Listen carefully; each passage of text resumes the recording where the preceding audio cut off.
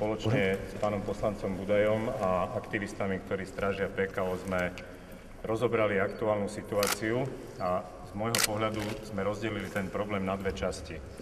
Tá prvá časť je zabrániť nevratným krokom do nástupu vlastne nového zastupiteľstva a nového primátora do funkcií, pretože len vtedy môžeme konať a budeme mať na to kompetencie.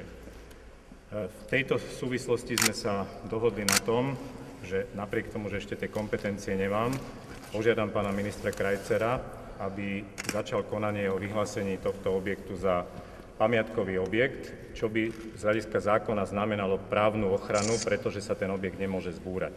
Ja som sa obrátil tento týždeň na pána úradujúceho primátora Ďurkovského a riaditeľku magistrátu, aby urobili všetky kroky preto, aby sa nemenil súčasný stav.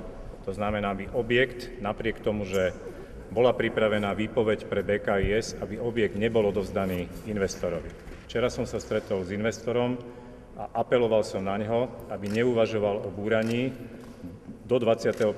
decembra s tým, že on zatiaľ nebol schopný odpovedať, či dokáže vyriešiť vzťahy, ktoré má s veriteľmi a ktoré nastavil ten investor v zmysle prísľubov primátora Ďurkovského tak, že 1. decembra bude ukončený nájom pre BKIS a objekt preberá vlastne nájomca. Dohodli sme sa, že pokiaľ tá odozva od investora bude pozitívna, stretneme sa v tomto priestore.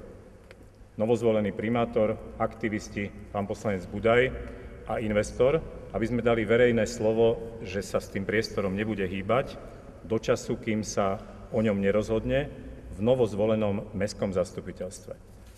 Vidím tu priestor, ohraničím ho zhruba 3 mesiacmi, že by sme mali začať o tom intenzívne diskutovať na úrovni novozvolených poslancov, dať im všetky informácie, ponúknuť alternatívy pre záchranu tohto priestoru, aké tie alternatívy sú, aké si vyžadujú finančné prostriedky zo strany mesta, aby novozvolené mestské zastupiteľstvo rozhodlo a na základe toho potom už sa bude pokračovať s tým, že to rozhodlo zastupiteľstvo. Pripomeniem ešte dôležitú vec, že som presvedčený, že za tie 3 mesiace treba veľmi intenzívne do tej diskusie zapojiť aj občanov.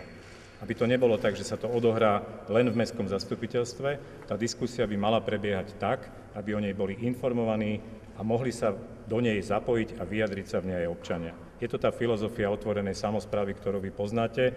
Tu sa musí ukázať na prvom mieste, ako to funguje, ako vlastne občania vidia tento problém a aké vidia riešenie. To riešenie im ponúkneme my, ale možno v nejakých alternatívach a rozhodnúť sa pre tie alternatívy chceme aj na základe poznania toho, čo si o tomto probléme myslia obyvatelia Bratislavy.